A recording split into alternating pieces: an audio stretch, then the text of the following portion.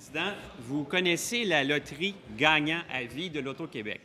Tu achètes un billet, tu as une chance sur 1,3 million de gagner. Le prix, 1 000 $ par semaine à vie. Au Parti libéral, obsédé par la culture de l'argent, on a inventé en 2008 une nouvelle loterie payante pour les spécialistes du don à leur parti. Garderie à vie.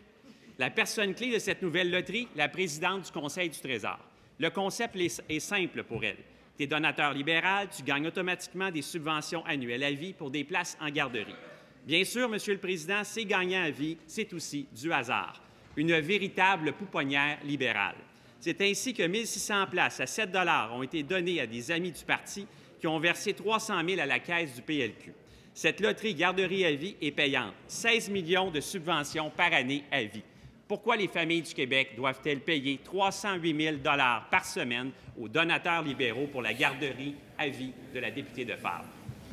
Contrairement à ce qu'affirme ce matin le député de Gouin, le gouvernement a à plusieurs reprises déjà eu l'occasion de revenir sur le processus d'attribution des places, à la fois en 2008 et celui qui a été modifié par la suite, Monsieur le Président. Je lui rappelle, puis il le sait très bien, parce qu'il a écrit une lettre quand même au gouvernement en 2008 en demandant des places à contribution réduite compte tenu du besoin dans son comté, compte tenu du baby-boom, compte tenu de l'urgence de développer des places. Ce n'était pas unique dans son comté, c'était partout au Québec, Monsieur le Président. Et dans ce contexte-là, le gouvernement a pris la décision de développer des places, notamment des places poupons et en milieu de travail, Monsieur le Président. On le fait dans les CPE, on le fait partout au Québec pour les raisons d'attribution des places pour répondre aux besoins des familles. On a très bien compris, par ailleurs, Monsieur le Président, qu'il fallait, suite à des recommandations du vérificateur général, faire des modifications, et on le fait. Il y a un processus qui est en cours. L'appel d'offres s'est terminé le 24 février. Les comités consultatifs vont procéder aux recommandations,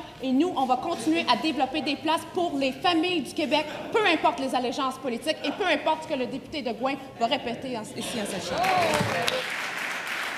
A été tellement efficace que le CPE a été construit dans le comté de son collègue libéral de Laurier-Dorion. C'est pas très gentil pour Jerry. Le scandale des garderies libérales, c'est pas fini. Pourquoi la présidente du Conseil du Trésor refuse de faire preuve de transparence? On n'a pas les rapports d'évaluation, on n'a pas la liste des 68 projets retenus par le ministère, mais rejetés par la députée de Fabre. Le vérificateur général là, la police là, mais ni les journalistes ni les parlementaires. Est-ce que vous allez rendre publics tous les documents avant l'élection?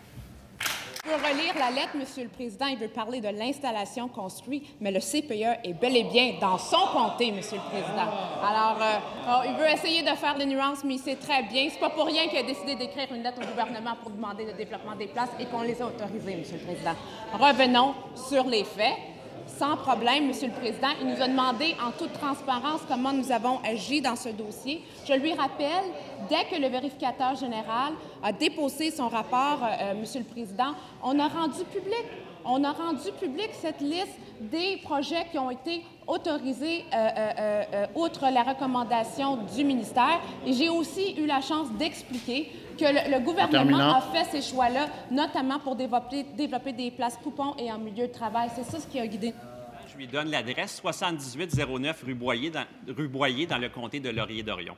Alors, ce qu'on demande, Monsieur le Président, tout simplement, c'est d'avoir accès à tous les documents. Ce n'est pas un secret d'État, mais visiblement, pour la ministre, c'est un secret libéral. Je résume l'affaire. Elle a personnellement choisi chacun des projets. Elle a été blâmée par le vérificateur général. Elle a récompensé les donateurs libéraux de Laval et de La Fontaine. Elle a donné des subventions à vie de 50 000 $ par jour aux amis du parti. Peut-elle rendre service aux familles du Québec et démissionner?